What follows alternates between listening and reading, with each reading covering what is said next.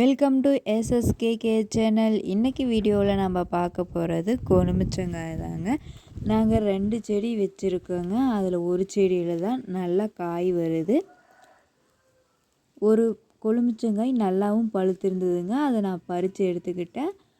எடுத்துட்டு அதில் இருக்கிற தோலெல்லாம் ரிமூவ் பண்ணிடலாம்.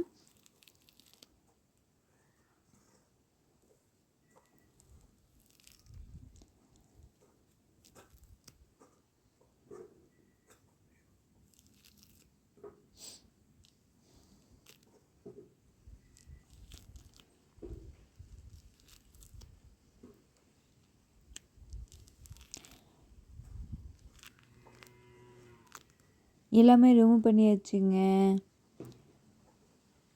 நாக்கில் எச்சு ஊறுதுங்க. இது உப்பு மிளகுடி போட்டு சாப்பிட்டா இன்னும் டேஸ்ட்டாக இருக்குங்க. ஒவ்வொரு கொழுமிச்சங்காய் புளிக்கும், இது நல்லா இனிக்குங்க. அதனால் நாங்கள் எதுவும் போட மாட்டோம், அப்படியே சாப்பிட்டுப்போம்.